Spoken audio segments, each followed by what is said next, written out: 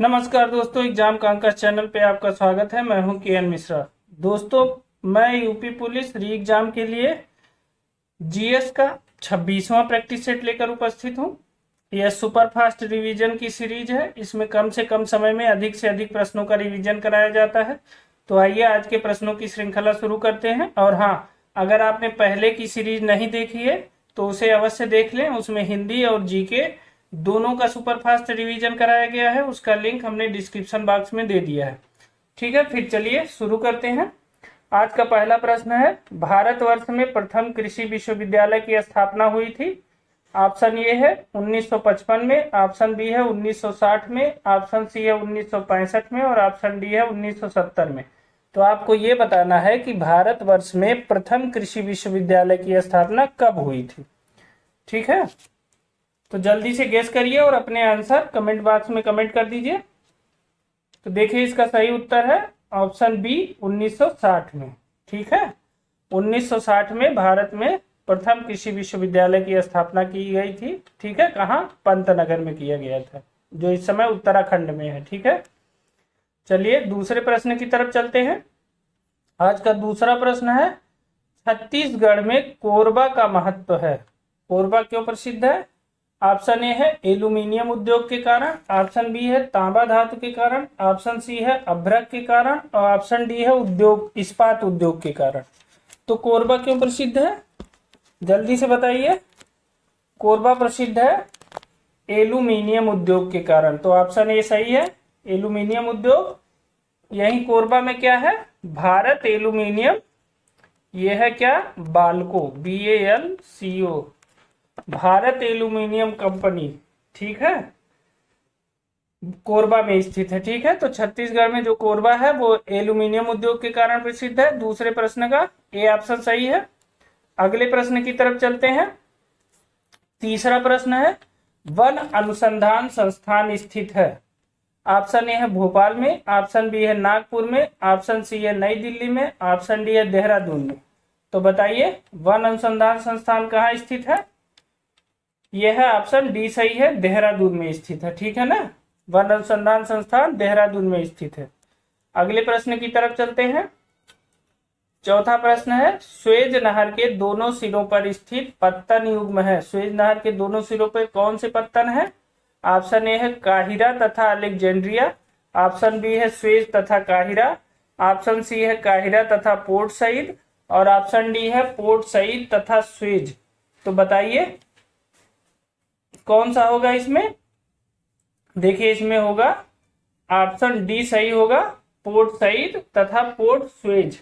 Port Said उत्तरी सिरे पर स्थित है और पोर्ट स्वेज दक्षिणी सिरे पे स्थित है। ये जरूर याद रखिएगा, क्योंकि एक बार ये प्रश्न पूछा गया था कि कौन सा उत्तरी सिरे पे है और कौन सा दक्षिणी सिरे पे है। ठीक है ना, तो ये स्वेज नहर के दोनों सिरों के पत्तन है, पोर्ट सईद तथा पोर्ट स्वेज। ठीक है, अगले प्रश्न की तरफ चलते हैं। निम्नलिखित में से कौन सा फूट लूज उद्योग का एक उदाहरण है? आपको ये बताना है इसमें से कौन सा फूट लूज उद्योग है।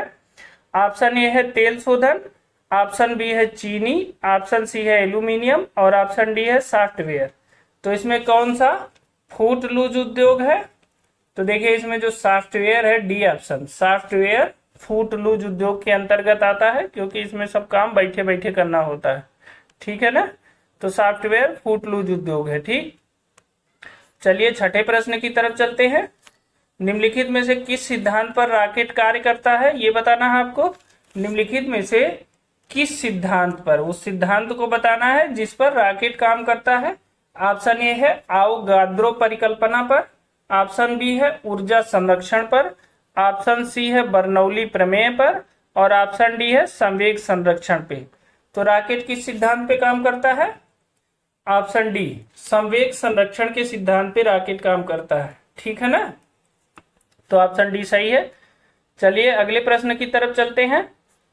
निम्नलिखित में से किस धातु को प्राप्त करने हेतु बॉक्साइट अयस्क है? आपको ये बताना है कि बॉक्साइट अयस्क से कौन सी धातु प्राप्त की जाती है। ऑप्शन ए है लोहा, ऑप्शन बी है तांबा, ऑप्शन सी है एल्यूमिनियम और ऑप्शन डी है चांदी। तो बॉक्साइट अयस्क से कौन सी धातु प्राप्त की जाती है? तो ये होगा ऑप्शन सी सही है, एल्यूमिनियम प्राप्त की जाती है। ठीक है ना, बॉक्साइट से एल्यूमिनियम प्राप्त किया जाता है। चलिए 8वें प्रश्न की तरफ चलते हैं। बायोगैस में मुख्यतः होती है, बायोगैस में क्या होती है आपको ये बताना है। ऑप्शन ए है कार्बन डाइऑक्साइड एवं हाइड्रोजन, ऑप्शन बी है हाइड्रोजन एवं मीथेन, ऑप्शन सी है कार्बन डाइऑक्साइड एवं मीथेन, और ऑप्शन डी है हाइड्रोजन एवं ऑक्सीजन। तो बताइए बायोगैस में मुख्यतः कौन से क्या होता है। तो देखिए बायोगैस में होता है कार्बन डाइऑक्साइड एवं मीथेन होता है। ये बहुत इंपॉर्टेंट है, कई बार ये प्रश्न पूछा गया है। तो बायोगैस में कार्बन डाइऑक्साइड तथा मीथेन गैस पाई जाती है। ठीक है, 9वें प्रश्न की तरफ चलते हैं। 9वां प्रश्न है प्रसिद्ध भारतीय भौतिकविद भौतिकज्ञ डॉक्टर सीवी रमन को उनके किस कार्य पर नोबेल पुरस्कार दिया गया था। ठीक है, कब नोबेल पुरस्कार दिया गया था। ठीक है, ऑप्शन ए है 1925 में, ऑप्शन बी है 1930 में, ऑप्शन सी है 1935 में, और ऑप्शन डी है इनमें से कोई नहीं। तो सीवी रमन को कब नोबेल पुरस्कार दिया गया था। ऑप्शन बी 1930 में दिया गया था। किसके लिए, रमन प्रभाव के लिए। ठीक है, किसके लिए दिया गया था, रमन प्रभाव के लिए दिया गया था सीवी रमन को नोबेल पुरस्कार 1930 में। ठीक, बी ऑप्शन सही है। चलिए अगले प्रश्न की तरफ चलते हैं। निम्नलिखित में से कौन उत्तर प्रदेश के मुख्यमंत्री नहीं रहे हैं, आपको ये बताना है उत्तर प्रदेश के मुख्यमंत्री कौन नहीं रहे हैं। ऑप्शन ए है गोविंद बल्लभ पंत, ऑप्शन बी है टीएन सिंह, ऑप्शन सी है नित्यानंद स्वामी, और ऑप्शन डी है राम नरेश यादव। तो इसमें कौन उत्तर प्रदेश का मुख्यमंत्री नहीं रहे हैं, ये है ऑप्शन सी सही है, नित्यानंद स्वामी उत्तर प्रदेश के मुख्यमंत्री नहीं रहे हैं। ठीक है, चलिए अगले प्रश्न की तरफ चलते हैं। 11वां प्रश्न है लाल रक्त कणिकाओं का रंग होता है, लाल रक्त कणिकाओं का रंग होता है। ऑप्शन ए है क्यूटिन के कारण, ऑप्शन बी है क्लोरोफिल के कारण, ऑप्शन सी है हीमोसाइनिन के कारण, ऑप्शन डी है हीमोग्लोबिन के कारण। तो लाल रक्त कणिकाओं का रंग किस कारण से होता है, ये है ऑप्शन डी सही है, हीमोग्लोबिन के कारण। ठीक है ना, तो डी ऑप्शन सही है। चलिए अगले प्रश्न की तरफ चलते हैं, लेकिन इसके पहले दोस्तों अगर आप इस चैनल पे नए हैं तो इस चैनल को सब्सक्राइब कर लीजिए ताकि, और बेल आइकन भी दबा लीजिए ताकि अगर कोई भी अपडेट हो तो वो सबसे पहले आपको मिले। दोस्तों हमारी ये वीडियो आपको कैसी लग रही है हमें कमेंट करके जरूर बताइएगा, और अगर आपने इसके पहले की वीडियो नहीं देखी है तो वो जरूर देख लीजिए। यह हमारी सुपर फास्ट रिवीजन की सीरीज है, इसमें हम कम से कम समय में ज़्यादा से ज़्यादा प्रश्नों को सॉल्व कराते हैं, तो ये सारी सीरीज आपके लिए बहुत लाभदायी है। ठीक है, चलिए अगले प्रश्न की तरफ चलते हैं।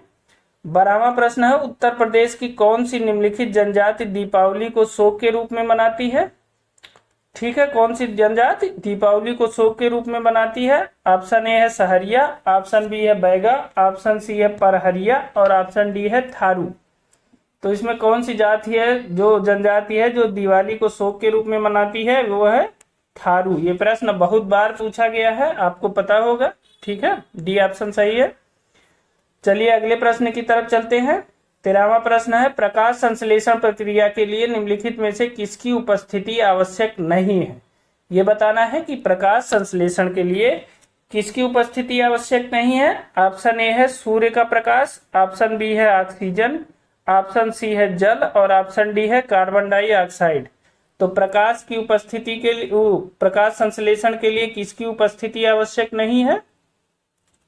तो देखिए ऑक्सीजन की उपस्थिति आवश्यक नहीं है, ऑप्शन बी सही है। ठीक है ना, बी ऑप्शन सही है, ऑक्सीजन की उपस्थिति आवश्यक नहीं है। 14वां प्रश्न है निम्नलिखित में से किस जिले में मार मृदा पाई जाती है। कौन सी मृदा, मार मृदा पाई जाती है किस जिले में। ऑप्शन ए है कानपुर, ऑप्शन बी है सीतापुर, ऑप्शन सी है झांसी, और ऑप्शन डी है प्रतापगढ़। तो इसमें से किस जिले में मार मृदा पाई जाती है। तो ऑप्शन सी सही है, झांसी में मार मृदा पाई जाती है। ठीक है ना, चलिए अगले प्रश्न की तरफ चलते हैं। 15वां प्रश्न है निम्नलिखित में से कौन भारत आने वाला यात्री पुर्तगाल का नहीं था। पुर्तगाल देश का यात्री कौन सा नहीं था जो भारत आया था। ऑप्शन ए है डुआर्ट बरबोसा, ऑप्शन बी है डोमिंगो पायस, ऑप्शन सी है पीटर मुंडी और ऑप्शन डी है फर्नाओ नूनीज। तो इसमें कौन सा था जो पुर्तगाल का नहीं था? ये हो जाएगा ऑप्शन सी पीटर मुंडी। पीटर मुंडी कहाँ का था? इंग्लैंड का था, ठीक है ना, यह इंग्लैंड का था, यह पुर्तगाल का नहीं था। ठीक, तो सी ऑप्शन सही है। अगले प्रश्न की तरफ चलते हैं। दोस्तों अगर आपको इन प्रश्नों की पीडीएफ लेनी है तो वो हमारे टेलीग्राम चैनल पर उपलब्ध है। आप हमारे टेलीग्राम चैनल से जुड़ जाइए, जिसका लिंक हमने डिस्क्रिप्शन बॉक्स में दे दिया है। वहां अभी तक के जितने सारे टेस्ट हैं सबकी पीडीएफ उपलब्ध है। आप वहां से इस पीडीएफ को एज इट इज डाउनलोड कर सकते हैं, ठीक है। फिर आपकी जब इच्छा चाहे तब पढ़ सकते हैं। इस वीडियो को 2-3 बार देख लीजिएगा, आपकी परीक्षाओं में यहाँ से बाहर से प्रश्न बिल्कुल नहीं आएंगे, ठीक है ना। अगले प्रश्न की तरफ चलते हैं। फिर निम्नलिखित में से कौन एक भारतीय राष्ट्रीय कांग्रेस से कभी संबद्ध नहीं रहे? ठीक है, कौन एक भारतीय राष्ट्रीय कांग्रेस से कभी संबद्ध नहीं रहे, ये बताना है, ठीक है। ऑप्शन ए है फिरोज शाह मेहता, ऑप्शन बी है हकीम अजमल खान, ऑप्शन सी है खान अब्दुल गफ्फार खान और ऑप्शन डी है सर सैयद अहमद। इसमें से कौन है जो भारतीय राष्ट्रीय कांग्रेस से कभी नहीं जुड़ा रहा? वो है सर सैयद अहमद खान, ठीक है। सर सैयद अहमद खान कभी भारतीय राष्ट्रीय कांग्रेस से नहीं जुड़े रहे। चलिए अगले प्रश्न की तरफ चलते हैं। 17वां प्रश्न है, हल्दी घाटी के युद्ध में महाराणा प्रताप की राजपूत सेना का सेनापति कौन था? ठीक है ना, हल्दी घाटी के युद्ध में, ये बहुत महत्वपूर्ण युद्ध है। कब हुआ था हल्दी घाटी का युद्ध? ये हुआ था 1576 में, ठीक है ना। हल्दी घाटी के युद्ध में महाराणा प्रताप की राजपूत सेना का सेनापति बताना है आपको। ऑप्शन ए है इब्राहिम खान गारदी, ऑप्शन बी है हकीम खान सूर, ऑप्शन सी है तारदी बेग और ऑप्शन डी है मोहम्मद लोदी। तो इसमें से कौन सेनापति था? ऑप्शन बी हकीम खान सूर, यह जो है राजपूत सेना का सेनापति था हल्दी घाटी के युद्ध में, ठीक है ना। चलिए 18वें प्रश्न की तरफ चलते हैं। 18वां प्रश्न है, गंगा नदी उदाहरण है किसका? ऑप्शन ए है पूर्ववर्ती अपवाह का, ऑप्शन बी है अनुवर्ती अपवाह का, ऑप्शन सी है अक्रमवर्ती अपवाह का, ऑप्शन डी है परवर्ती अपवाह का। तो गंगा नदी किसका उदाहरण है? देखिए गंगा नदी है पूर्ववर्ती अपवाह का। पूर्ववर्ती अपवाह से क्या आशा है कि ढलान के सारे जैसे जैसे ढाल हो वैसे वैसे नदी बहती जाए, उसे पूर्ववर्ती अपवाह कहा जाता है। तो गंगा नदी पूर्ववर्ती अपवाह का उदाहरण है, ठीक है। तो ये ऑप्शन सही है। चलिए 19वें प्रश्न की तरफ चलते हैं।